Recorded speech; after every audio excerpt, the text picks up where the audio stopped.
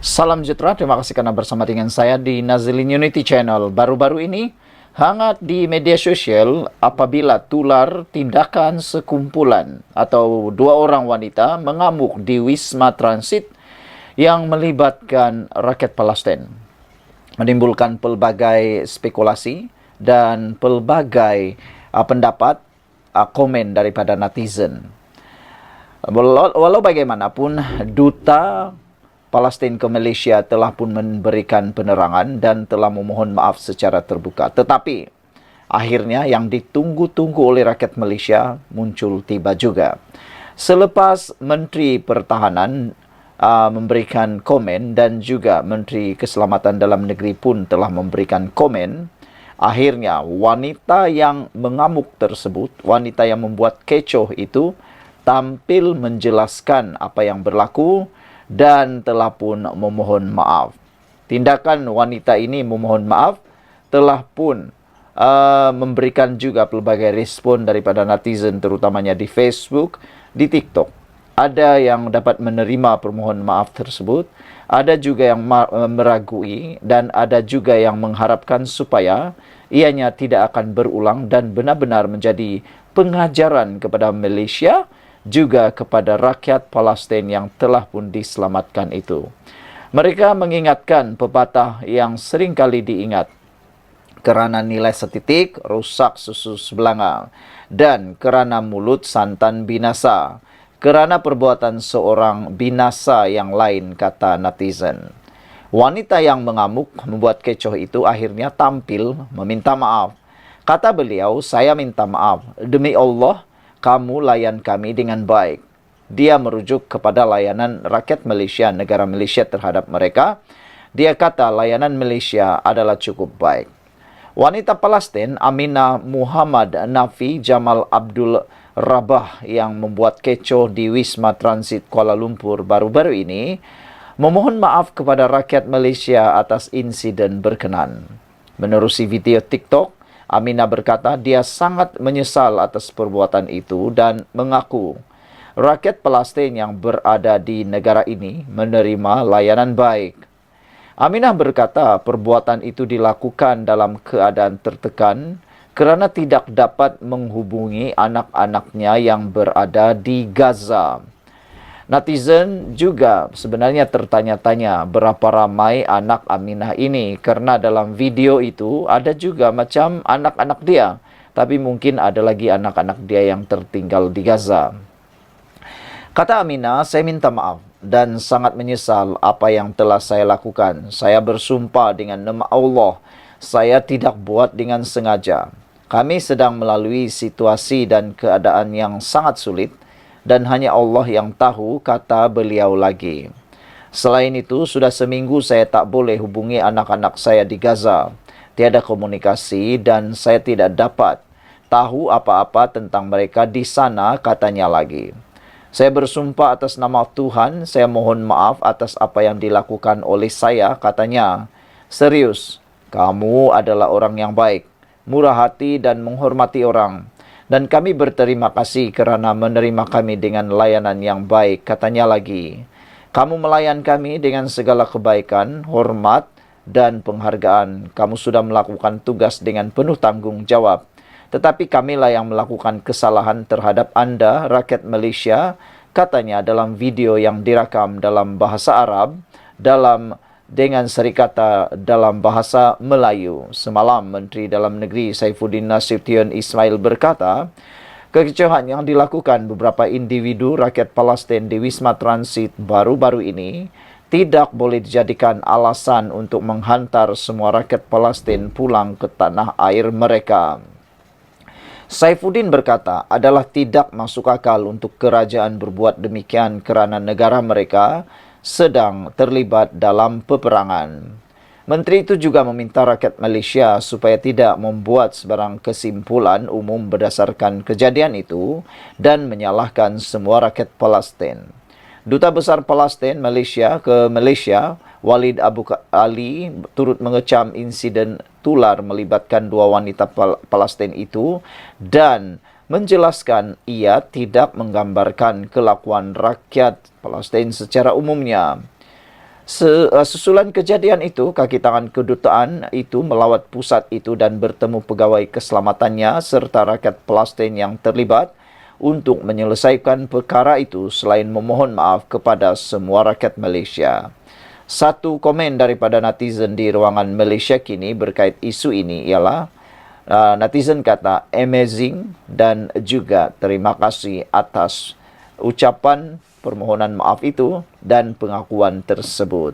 Sekian dulu untuk kali ini. Jangan lupa tinggalkan komen anda, tekan butang subscribe. Malaysia kita punya, kita jaga sama-sama, cintai Malaysiaku. Bye-bye. Salam sejahtera, terima kasih karena bersama dengan saya di Nazilin Unity Channel.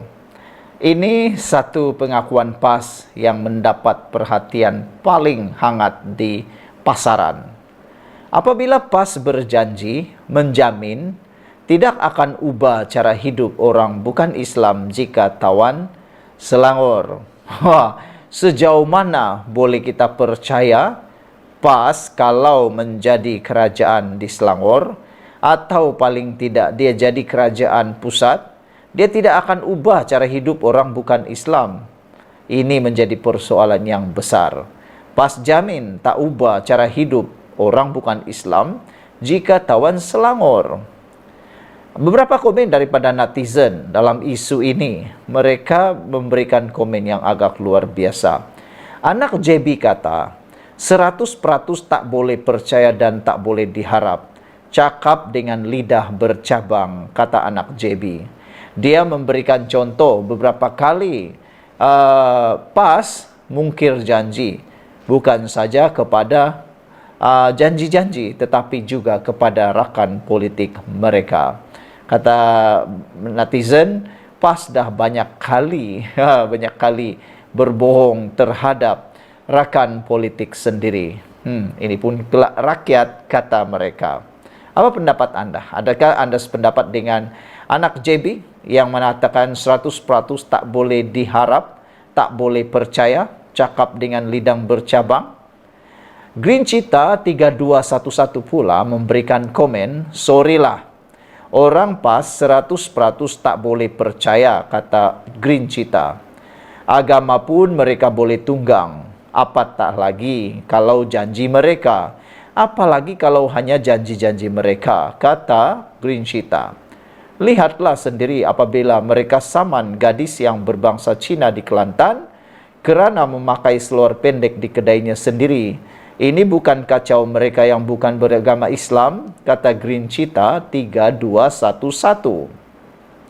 Open-minded pun ada memberikan beberapa komen juga dalam bahasa Inggris.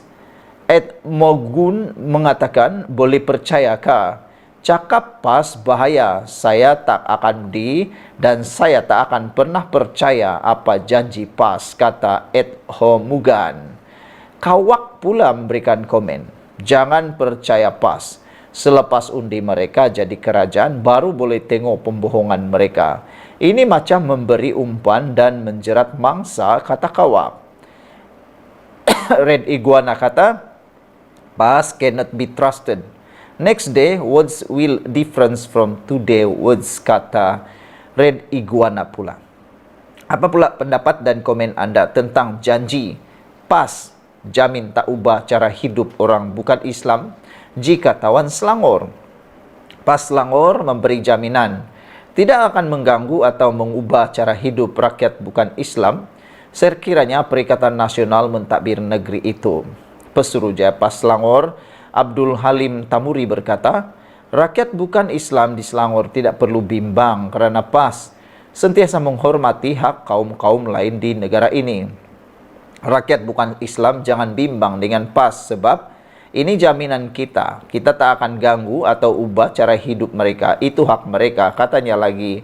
Kita akan pastikan PAS bersama PN hanya mau menjaga kebajikan rakyat, katanya selepas menghadiri program.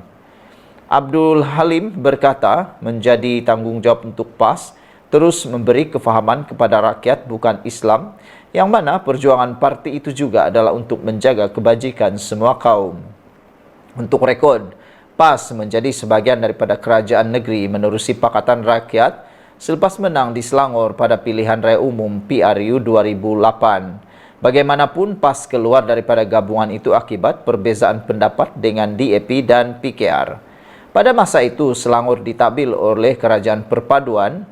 Pada masa ini, Selangor ditakbir oleh Kerajaan Perpaduan menerusi Kerajaan PH dan BN.